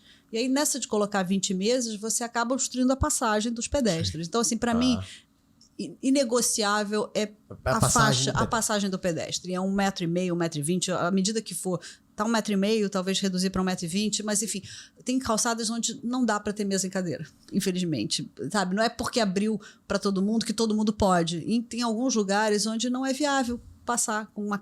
Você tem que pensar sempre num carrinho de gêmeos, numa cadeira de rodas, como o seu ponto de partida para a mobilidade. E assim, tem a postura das pessoas está tudo tão errado que as pessoas se sentem constrangidas de pedir para passar e se sentem incomodadas quando estão no bar e restaurante e tem que dar licença, entendeu? Então, é desse ajuste. Você cria uma situação que não funciona, na verdade, para ninguém, né? Porque ela não é sustentável, de certa Tem algumas forma. preocupações com esse excesso de mesas e cadeiras, mas eu acho que são todas possíveis de ajuste. E eu tenho batido nisso, nos acordos possíveis, porque a política é também a arte do possível. Acho que ocupar as mesas e cadeiras não tem volta, é bom. Agora, isso não pode perturbar o sossego dos moradores no entorno até altas horas. Isso tem que ter hora para começar e hora para acabar. Uma preocupação com o lixo. Eu estou até para postar uns vídeos que me mandaram às 7 da manhã. As ruas estão imundas depois de um... E assim, isso vai virar um problema de saúde pública. A quantidade de barata, você tem que andar em certas ruas desviando de barata, porque esse resíduo que cai... Esse coitado, esse garçom, esse profissional que trabalhou até as 4 da manhã, a última preocupação dele é varrer a rua depois que o bar fecha. Mas... E quem está tendo que passear com seu cachorro às 6, 7 da manhã e está colocando em risco a saúde desse animal, está entrando em contato com uma cidade imunda. Então, quer ficar até mais tarde? Tem que ter uma limpeza, tem que ter um cuidado com a limpeza do espaço público. 2, a rua não é depósito. Eu tenho visto muitos restaurantes fazendo a rua de depósito com mobiliário. O decreto prevê que tudo que está na rua tem que ser recolhido no fim do dia. Outro dia eu vi um restaurante que amarrou num poste suas cadeiras. Imagina se todo barraqueiro de praia resolver fazer o mesmo, porque dá trabalho entrar na praia todo dia com aquela estrutura, desmontar, levar embora. Então, a gente tem que ter uma regra que valha para todo mundo. Um aperfeiçoamento da Lei 226 poderia ser, por exemplo, obrigar os restaurantes a ter um mapa de mesas aprovadas, para que todo cliente pudesse visualizar aquilo, que o fiscal hoje chega num bar para fiscalizar, ele só não diz metragem. Coitado, tem a trena imaginária que ele vai conseguir olhar e imaginar que metragem é essa que aquele restaurante está ocupando. Eu vi um corte seu falando sobre isso. E é isso, porque não sabe. Aí você eu sei que assim, é antipático o que eu tô pleiteando, mas eu vou citar o exemplo de um restaurante em Ipanema que eu consegui a ajuda da prefeitura para desmobilizar uma parte desse mobiliário.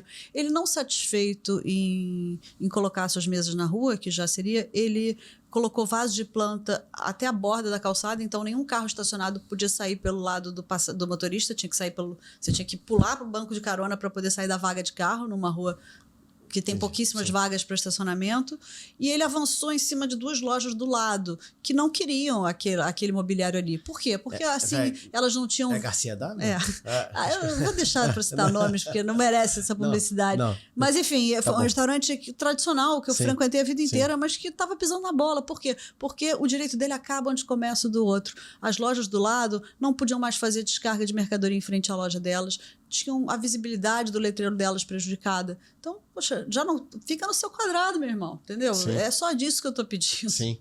E você tem uma leitura, Antônia, que são poucos fazendo errado ou são muitos fazendo errado? São poucos. A maioria está fazendo certo, tá legal. Obviamente... Que às vezes é isso, os poucos... Desculpa, faz pergunta de novo. Você tem a visão que são poucos fazendo errado ou são muitos fazendo errado? Uma mistura. Eu acho que o mau exemplo vai no efeito manada, né? Eu acho que o cara faz aqui, eu posso fazer também. E todos os argumentos assim, quando eu vou em cima de mas o fulano de tal tá fazendo assim, por que você não vai lá fiscalizar? Eu vou também, eu vou onde os meus braços alcançam. Agora tem coisas que por exemplo, eu tenho sido muito criticada beijo pro meu xará Antônio de bater muito no Belmonte. Por que eu bato muito no Belmonte? Não é bato, mas por que eu cobro do Antônio uma outra postura? Primeiro que ele é um empresário bem-sucedido, que está, obviamente, reinvestido no Rio, então porque fez sucesso e fez dinheiro aqui, e que tem condições de readequar a sua postura. Exemplo, ele ocupa, em alguns estabelecimentos da rede, 3, 4 vagas de carro com carros estacionados para guardar vaga. Ele privatizou aquelas vagas porque ele, de quinta a domingo, tem a licença de colocar mesa e cadeira, ele e todo mundo. Só que ele mantém esses carros estacionados ad eterno, até são fuscas coloridos, bonitinhos, eles até... Qual o problema com o Fusca? Nenhum. Eu acho até mais bonito que qualquer outro carro. Mas essa vaga não é sua. Essa vaga é dos moradores, das pessoas que estão circulando por esse bairro. E ele desrespeita uma cláusula do decreto que diz que só é permitido colocar mesa em vaga de carro de quinta a domingo. Ele coloca de segunda a segunda. Então, quando um grande empresário faz isso, o que ele sinaliza para o setor? Pode tudo. Quem é amigo do rei pode mais. Eu acho que a gente tem que sair desse lugar de que ele tem uma ótima relação com a gestão municipal, está investindo em muitas cidades, mas isso não dá a ele um salvo-conduto para fazer o que ele bem entende. Ele pegou um canteiro na Vieira Soto, com sagui, e entrou com um pedido de revitalização e adoção. Ele destruiu o canteiro. Ele removeu o canteiro, deixou uma nesga de canteiro, 2 rodapés. Tanto é que o IFAM foi lá e pediu que ele reajustasse. Não voltou a ser o canteiro frondoso que era, nem tão grande, mas teve que ser feita uma readequação. Isso mostra que o que aquele precedente abre? Que amanhã todos os hotéis comecem a remover canteiros para... Porque para o hotel é muito bom não ter canteiro e ter mais espaço de vaga de carro em frente aos hotéis, vamos combinar? Sim. A gente está falando de um dos IPTs mais caros do Rio, da ambiência da orla. Tem que tomar cuidado. A ocupação de mesas e cadeiras é saudável por um lado, mas ela também é nociva por outro. Assim, traz uma perturbação de sossego muito grande. O que eu tenho mais recebido é queixa das pessoas desesperadas com a música alta. Aí... Depende muito da região. O Horto, por exemplo, é um bairro que está sofrendo com esse reajuste, né? Foi feito um novo plano diretor, permitiram que a Pacheco Leão recebesse bares e restaurantes. Cadê a turma do Horto quando estava tendo audiência pública para vetar essa readequação? Agora que foi aprovado, vamos firmar acordos possíveis. Qual é o ajustamento de conduta para que a gente pode fazer entre moradores e estabelecimentos? Em algum momento, a realidade da chácara do algodão vai mudar, não vai mais ser aquele barro tão bucólico como foi. Mas não precisa colapsar no trânsito, no lixo, a música não precisa ir tão alta até altas horas. E são esses acordos que eu quero costurar, entendeu? Do que não prejudique o empresário, o dono do estabelecimento, mas que também respeite a vizinhança, respeite o passeio público. Tá bom. Tô muito chata? Não, tá ótimo. A gente tá chegando às perguntas finais, né? Exato. Você falou dessa questão, então, só para tentar juntar um pouco os meus tópicos. Então, a ordem pública vem desde a forma como as calçadas estão sendo ocupadas, da falta de fiscalização para as calçadas. É uma responsabilidade dos condomínios e dos prédios consertarem as suas calçadas. Eu moro em Copacabana, um bairro de idosos, que a quantidade de pessoas que internam no SUS todos os anos em decorrência de acidentes nas ruas, porque tropeçam em calçadas esburacadas. Eu estou fazendo uma campanha muito grande indo para a orla todo domingo para tirar bicicletas da área de passeio, que é permitida só para crianças. Vários vídeos, né? Tenho batido muito nessa tecla. A questão do lixo, a Colurb está fazendo um novo trabalho incrível, mas a gente tem muito lixo revirado por pessoas em situação de rua. A prefeitura acabou de lançar, um ano atrás, um programa incrível que a gente precisa... Traz os Sorões aqui, difunde isso, é um programa chamado Seguir em Frente, que finalmente é uma porta de saída, de entrada e de saída para as pessoas em situação de rua. Eles recebem uma bolsa, eles recebem acompanhamento e ajuda médica e eles conseguem encontrar uma vida digna. 3.000 pessoas já foram acolhidas a partir desse projeto. Isso que legal, a Globo hein? não mostra. Muito bom, excelente. Sorões está fazendo um trabalho trabalho Porque tem incrível. demais, aumentou demais o quantidade de moradores de rua. Mas vê muito. Mas assim, quantidade... Você pode pegar uma pessoa em situação de rua, colocar no seu carro e levar para uma dessas unidades a qualquer hora, 24 horas, e eles são recebidos lá, eles recebem tratamento médico, eles tiram documentos, eles entram em contato com a família, eles oferecem uma bolsa para eles trabalharem em órgãos da prefeitura, eles participam de projetos de reabilitação, porque 86% dessa população em situação de rua acabou contraindo algum tipo de adicção de álcool, droga.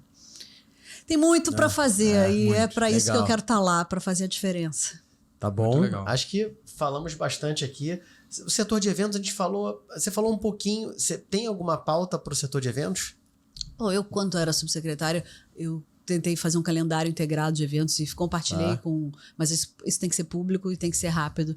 Deixei um edital prontinho, que eu vou pressionar o prefeito, porque ele não publicou até hoje, mas eu deixei um edital incrível pronto para o setor de eventos, com um orçamento parrudo que faria muita diferença para produtores de pequeno, médio e grande porte. Legal, bem bacana. A gente tem um assunto em comum, falando em leis que precisam ser revogadas, que é a taxa de conveniência do ingresso, que só existe aqui no Rio, esse teto. É uma lei estadual, mas que é uma lei estadual, mas um vereador com prestígio acaba que articula também na LERJ a apresentar como isso tem tirado competitividade do Estado. Dos grandes shows aqui na cidade. Para atração de grandes eventos. Para quem não sabe, muitos shows internacionais acaba não acontecendo na cidade em função de uma lei da taxa de conveniência que limita ela no teto de 10%. Parece muito legal para o público, mas na verdade isso acaba inviabilizando financeiramente o financiamento dos grandes shows internacionais na cidade.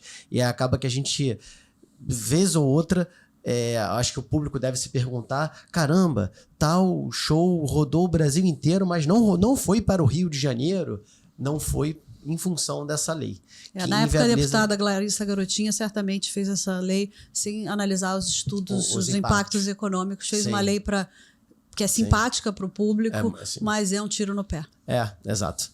No fim, parece que é bom, mas não é assim. É só a pontinha do iceberg ali que é legal para as pessoas, mas para quem está nos bastidores dos eventos, é bem inviável, porque ela deixa de... Essa lei faz com que o produtor, o empresário não consiga financiar o seu artista, né? o seu evento. E, enfim, teve uma repercussão gigante, não só no artista, não só nos produtores, mas também nas próprias tiqueteiras que permeiam esse ecossistema dos eventos. Que também houve impacto. Enfim, é isso. É uma das bandeiras, sem dúvida. Assim como a formação, capacitação. Eu saí da Secretaria de Eventos, mas os eventos não saíram de mim. Eu tenho uma admiração e um carinho gigante por esse setor e sei da importância que ele tem para o turismo, para a economia, para a geração de emprego e estamos juntos sempre. E até para o ecossistema de bares e restaurantes, né? Porque uma vez que você traz um grande evento, um grande festival aqui para a cidade, você vê no dia seguinte bares e restaurantes movimentados, 100% hotelaria. De ocupação da rede hoteleira agora com o show da Madonna, quer dizer, você vê quanto a cidade não arrecadou de ISS com esse... A gente vê o turismo, assim, a gente é uma cidade turística, né? Essa que é a realidade. O orçamento dos eventos, ele não pode ficar concorrendo com saúde e educação, porque senão, obviamente, a educação e a saúde sempre vão ser uma prioridade, mas ela tem que ter uma rubrica separada e protegida, porque ela isso vai gerar... Ela que financia a saúde. A médio prazo Parece que não. É supérfluo. Muito problema, é supérfluo, tal, carnaval, tal, mas é o carnaval que está financiando aqui a saúde, está financiando a educação. Então, são pautas estratégicas, né, de geração de recurso para o orçamento da cidade. Uma frustração e uma coisa que eu tentei muito e o prefeito já conseguiu recuperar, quando eu entrei na prefeitura, dos 19 eventos B2B que o Rio tinha, a gente tinha perdido Isso já sobrado 2. Agora Nossa. já estão voltando as feiras. A gente tem que Pela burocracia. bater. São Paulo veio aqui, bateu a carteira do Rio de Janeiro, levou tudo lá. Pela burocracia. Pela burocracia, pela falta de segurança jurídica, pelo ambiente de negócios, pela segurança pública. Também. Bom, tem muita coisa que pode ser feita em termos de ordenamento público e que pode melhorar a segurança também. Eu fui vítima de sábado agora, roubaram a minha moto. Então, eu ia tocar nesse assunto. Enfim, cara... não, vamos terminar alto astral, deixa pra lá. Mas assim, a necessidade também de ver um estado e um município mais integrados em combate, né? Esse problema é de todos. Não adianta também só responsabilizar o Estado, embora as forças policiais estejam no guarda-chuva do Estado, o município pode fazer muita coisa, como já está fazendo, criando o Tivitas, que é um projeto de monitoramento integrado ao Disque Denúncia, melhorando a iluminação pública. Iluminação pública é uma coisa importante, é uma coisa que passa batido, mas lugar iluminado geralmente tem pouco assalto. É a teoria da janela quebrada, né? Exatamente. Tem até eu esqueço o nome do livro, mas o prefeito de Nova York mudou a história de Nova York na década de 80, acabando com biches e essa sensação de cidade desordenada, né? Lixo, tudo isso que a gente falou aqui. Lixo, falta de luz, muros e prédios, fachadas, pichadas. Quando você tem um ambiente ordenado, até o próprio assaltante se sente inseguro. Quer ver um exemplo na cultura? Olha que loucura. Quando você fez um grande investimento para reformar 2 teatros importantíssimos na Praça Tiradentes, né? O Carlos Gomes e o João Caetano. Mas a Praça Tiradentes não tem um ambiente que as pessoas se sintam seguras. Sim. Então, isso acaba que compromete a bilheteria. Quer dizer, se você não arruma um entorno, não adianta. Quando você tem uma grande população em situação de rua lá, ruas mal iluminadas, que motivação você tem para sair para consumir cultura 8 horas da noite? Você vai ver que as matinês dos teatros estão enchendo e nas sessões noturnas não. As pessoas estão com medo de sair das suas casas para consumir cultura. Antônia, a gente está chegando ao fim. Eu sou inimiga do fim! Você acompanha há muito tempo os bastidores, né? Por todos os ângulos, todos os lados, assim, de quem trabalha com diversão, economia criativa, bares, restaurantes. O que você daria de dica para um empresário, empreendedor que está ouvindo a gente e tá aí sofrendo para ou colocar o seu primeiro negócio de pé, ou para começar, ou começou, mas tá perdido? Assim, uma dica mais geral, assim, o que você sente que o Rio precisa nesse momento a partir do que já tem posto? Primeiro tem que pautar a agenda carioca, né? Se ele pautar a agenda carioca para falar do evento dele, ele já tem a chance de sucesso. Já dá um passinho à frente. Boa. Coragem, saber que todo mundo aprende errando, né? Que um sucesso é um passo para uma nova empreitada de aprendizado. Tudo, a jornada é muito importante. Agora, se cercar de pessoas que saibam mais do que ele, né? Assim, acho que o setor de evento, existe muita vaidade. Eu acho que troca-se muito pouco entre grandes players, sabe? Entre produtores. Existe a Apresenta, que faz um trabalho incrível de tentar reunir os produtores, o Meu Negócio de Diversão, que está agora, né, dando protagonismo para pessoas, mas assim, se formasse, já. Desculpa. Não, trazendo informação. A gente aqui, com o Meu Negócio de Diversão, a gente está trazendo, abrindo um pouco a caixa de Pandora. Você quer ver uma coisa que eu acho que o setor de eventos tinha que fazer? Acabar com essa promiscuidade, eu vou falar uma palavra mais feia, de distribuir ingresso para todo mundo. Ah, sim. Cara, o ingresso é o óleo na engrenagem, o VIP. Todo mundo quer ser VIP. Cara, isso é uma base, é parte do seu faturamento. Se você tiver uma política de não dar ingresso, e eu fiz uma coisa muito antipática, mas que me blindou. Como eu estava dentro da Secretaria de Governo e Integridade, eu já criei um card que era: pedidos e benefícios para ingressos de eventos são proibidos segundo as regras de integridade da prefeitura. Fiz um blá blá blá lá, vinha vereador, vinha amigo do prefeito pedindo, eu falo: não temos ingresso, não trabalhamos com ingresso. Eu não posso ser a pessoa que dá um alvará para um evento que amanhã precisa vetar ele, que pediu 100 ingressos para o show na noite anterior. Acabou. Que autoridade eu tenho? Ou eu tenho uma cota de patrocínio institucional, quando a prefeitura patrocina um evento, isso vai direto para o gabinete do prefeito, mas não pode ter todo mundo querendo um lugar ao sol, assim, existe um... Mas eu acho que isso depende de uma postura mais firme do setor, porque também fica antipático uma casa de show dá, outra não dá, entendeu? Tem que ser um movimento de vamos restringir um pouco essa cota de VIPs e cortesias, Porque Sim. no fim do dia todo mundo precisa pagar a conta, né? Na Sim. Cacilda, não se me peça para vender aquilo que a única coisa que eu tenho para dar. Exato. Então, pensa que, né, para um jovem empreendedor, você não é agradando com cortesias e VIPs que você vai fazer a sua reputação, porque é sim com qualidade, com entrega de um...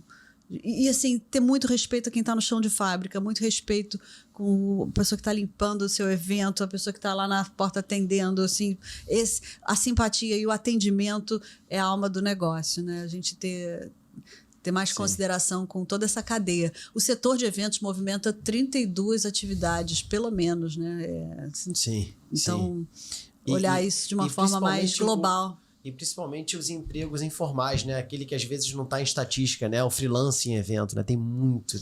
É a maior frente de composição de renda hoje do brasileiro. Assim, isso, inclusive, foi um baque pós-pandemia, Sim. porque essa mão de obra acabou indo fazer Uber, fazer milhões de outras coisas para sobreviver. E aí, quando os eventos voltaram, não tinha tanta gente disponível para trabalhar nos eventos. Exato. Agora, eu fiz um trabalho na época de integrar, por exemplo, a Secretaria de Igualdade Racial, LGBT, idosos, PCD, para ser mão de obra para os eventos. Então, assim, a prefeitura, isso é uma coisa que na Câmara a gente pode pensar, de ter um banco de dados, uma estrutura de cadastro de pessoas que queiram trabalhar no setor de eventos e que sejam contratados a partir da conexão. Eu cheguei a fazer isso na Sem Rio, na época que eu estava presidindo lá a associação, né, de produtores de eventos, quando te conheci, inclusive, né? Acho que foi isso, já era Sem Rio ou era Chapéu Apresenta, já não lembro mais. Mas a gente tinha muito isso, a gente tinha um banco de currículo e as oportunidades chegavam. A gente quer fazer isso aqui também no meu negócio de diversão. Acho que a Apresenta tem que fazer, porque tem muita gente querendo se conectar e ter uma segunda fonte de renda, de composição de renda familiar. E pode ser E pode juntar todos esses bancos num catálogo chancelado pelo poder com as entidades. Com as entidades. Sim. Legal, boa. Mais duas aqui. Quem que você gostaria de ver aqui no seu lugar? Como convidado? Uma pessoa que eu já admirava na jurídica, agora admiro na física, que eu acho que tem muita história boa para contar. Luiz Oscar Niemeyer. Legal. Nosso mecenas, nosso precursor do show business no Brasil. Pois é, e acho que a gente também quer ver, né? Com certeza, né? Eu acho, né? Vai ser uma honra. Vai ser uma honra e uma aula. A aula, com certeza. Exatamente. Faz parte aí da nossa vou botar a minha história recente dessa. Vou fazer minha parte para estender esse convite. Posso? Por favor. Com certeza. Por favor. Vai ajudar muito. Vai ser muito legal. Acho que eu estive de perto acompanhando os bastidores da produção do show da Madonna e vi que é um negócio que não é para amadores, não. E não, mesmo com toda a experiência que ele tem, tem muita coisa em risco, como você falou. Muita coisa em risco. São muitas variáveis. Colocar alguns milhões de pessoas numa praia tem uma complexidade, e aí né? Você vê, né? É questão da mentalidade também, né? Aí quem mora ali tá preocupado com o ordenamento, que é ok. Mas, cara, assim, mas show da Madonna, absurdo, não sei o quê.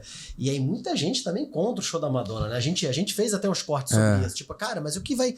Cara, olha o que representa pra cidade aqui, cara, ter um show da Madonna. É algo muito grandioso, assim, que representa muito, né? Vamos segurar um pouco a nossa... talvez a privacidade que você tem como morador, como residente, eu entendo. Não vai ter um show a cada mês, assim, é um evento único. É um one-off, né? E, cara, vai ser bom para a economia da cidade. Então, é um pouco de ter uma generosidade. A gente tem um conceito chamado em inglês Eventful Cities, que são os eventos que servem à cidade ou a cidade que serve aos eventos. A gente tem que olhar para os eventos que servem à cidade, e esse é um exemplo de um evento que serve. Evento que serviu e serviu e parece louvor. E parece que vem um tio por aí, né? Parece que vem. Bom, o prefeito está dizendo por aí, né? Que você foi eleito. Olha as promessas de campanha, né? Tem que cobrar dele. O prefeito, acho que o prefeito já virou produtor desse evento. Mas, enfim, cara, é um show que... E assim, de muita repercussão, né? Imagina a pressão ali para realizar um evento. A exposição da marca Rio de Janeiro para o mundo é uma mídia espontânea incalculável. E eu vi uma coisa que me comoveu muito, que foi... A gente sabe que existe uma tensão entre prefeito e governador. Os dois fizeram um post em collab. Uau, aquilo para mim, assim, eu fico arrepiada, porque eu acho que mostra que é o Rio acima de tudo. É isso aí. Independente de partido e etc, né? E lado político. E dica de um livro. Eu tô lendo um livro, não sei se é o melhor para terminar a entrevista nesse alto astral, mas é tão importante porque mostra que a gente está aqui de passagem, né? É um livro chamado A Morte é um Dia que Vale a Pena Viver, da Ana Cláudia Arantes, falando sobre cuidados paliativos e como a beleza do ciclo da vida e como a gente tem que acolher pessoas que estão partindo da forma mais generosa possível. Eu acabei de perder minha avó, então esse tema me toca muito. É um livro que traz muito conforto para quem está eventualmente numa doença terminal. Ou tá passando por isso, né? A gente vê um país que a gente fala muito pouco sobre esse nosso tempo aqui nessa terra, nesse mundo. Por isso que quando a gente está aqui, a gente tem que fazer o melhor que a gente pode e a gente tem que agradecer a todo mundo que está se despedindo e está indo abrir caminho para a gente lá. E o gancho que eu faço desse livro com a política é que a jornada nessa vida tem que valer a pena, né? E muitas pessoas chegam no fim da vida e se arrependem do que fizeram, do que não fizeram, de não terem aproveitado. E toda essa construção, tudo que eu estou vivendo, as oportunidades, as pessoas que eu estou conhecendo na rua, os problemas que eu já estou conseguindo resolver, com ou sem mandato, isso já é um tesouro. Já é uma jornada da qual eu tenho muito orgulho. Que legal. E que me fez crescer muito. Então, como ser humano, como um olhar mais atento ao próximo, eu acho que eu estou virando uma política na essência mais nobre, assim, que é o político, que é não enxergar as pessoas como invisíveis na sociedade, principalmente as pessoas menos favorecidas e que precisam tanto de bons gestores que tomem decisões que mudem a realidade delas. Você está como política, mas na verdade você está como uma cidadã ativa, né? Gente, você tá melhor que eu. O slogan da minha campanha, eu já ia terminar o podcast sem falar. Por quê? A cidadania ativa é o que desperta na gente uma indignação, uma vontade de provocar as mudanças que a gente acredita. Legal. E eu tô conseguindo isso. Eu virei um 746 de um 746. As pessoas me procuram porque estão vendo que eu estou conseguindo resolver várias questões, apenas expondo problemas e dialogando. Então, elas viram que vale a pena reivindicar e vale a pena correr atrás da sua cidadania de uma forma mais ativa. Eu criei um bordão que é o pode isso, Antônia. Pode isso, Antônia, virou já um meme, no sentido de que eu tenho recebido gravações e é muito legal, porque eu não quero que essas pessoas fiquem ali restritas à sua dor. Eu quero que essa dor seja, na hora que você resolve um problema que se repete em outros bairros, as pessoas às vezes falam que me criticam por estar muito concentrada na Zona Sul. Eu falo, bom, deixa eu cuidar desse quadrado primeiro direito, que é o quadrado que eu conheço e que eu sei como resolver, e para eu depois expandir. Não adianta eu ficar fazendo ações isoladas em lugares que eu não tenho a mesma capacidade de articulação que eu tenho aqui. Então, eu tenho que estar lá, que aí eu vou cuidar dessa cidade toda. Com certeza, Antônia. E pelo que você tem feito já, né, nessa breve campanha, eu acho que você tem grande chance de ser eleita. Tá? Acho que importante é hoje sair daqui com mais os 2 votos Boa. dos entrevistadores. Muito bom. Da Vânia, que tá gravando, o Rafael, que tá na recepção. Aí eu sou cumprida. Legal. Sensacional. Então, missão cumprida. Obrigada. Obrigado, hein? Obrigada mesmo. Obrigado. Olha meu olho, meu compromisso é muito nobre, assim. Eu tô muito A gente tá vendo mobilizada isso. A gente tá vendo o que é pra ir verdadeiro. lá fazer a diferença, porque a minha vida é mais confortável no sofá da minha casa. Sim. Eu Sim, não com precisava certeza. estar lá. Sim. Eu tô abrindo mão de muita coisa para poder ocupar esse espaço, porque eu acho que eu vou ter um senso de justiça e vou fazer diferente. Você já tá fazendo. Legal. Já tá fazendo. Sem estar eleita. Você vai entrar. Acho que é só uma questão de você ter A caneta. A caneta. Exatamente. É isso. Pode Tá ser bom? uma bique, mas uma caneta que funcione, que Mas- possa fazer política Você já pública. tá com a caneta já, na verdade, né? Só falta lá o protocolo. É isso. Obrigada pela oportunidade. Obrigado A você, gente que Antônia. agradece. Foi ótimo. Mais um episódio dos bons aqui. E muito bom nesse diálogo, essa conversa. E outro ângulo, né? Para que bares e restaurantes te olhem de uma maneira diferente, te olhem de uma maneira até positiva. Eu vou até fazer Todo um setor, prêmio né? para os restaurantes que andam ali. Que eu não sou inimiga do setor, me ajuda a defender Sim. o meu discurso, que é só de harmonia. Harmonia entre o que eles precisam faturar e a ordem que eles precisam E prover. é um grande foco no longo prazo. Sim, Né? exato, É isso. exato, Você está colaborando para o que é bom para o Longo prazo. negócio, bom para o morador do entorno, bom para a região, com foco no longo E prazo. uma preocupação para que não aconteça o que aconteceu com o estado do Pacaembu, em São Paulo, por exemplo. Faziam shows indiscriminadamente até que veio um festival até as 4 da manhã e aí foi a pá de cal, os embargadores já se juntaram, Acabou. não tem mais show nenhum no Pacaembu. A gente não quer que esse direito de ocupar as calçadas seja revogado. A gente quer que as pessoas compram o que está combinado, não é caro. É isso aí. É isso. Vamos Muito lá? bom. Fechou. Muito bom, Antônia. Obrigado. Valeu, galera. Meu Negócio é Diversão. Sigam a gente nas redes sociais, Instagram, TikTok, YouTube. É isso E aí. vem aí nossa mentoria, gente. Valeu. Valeu.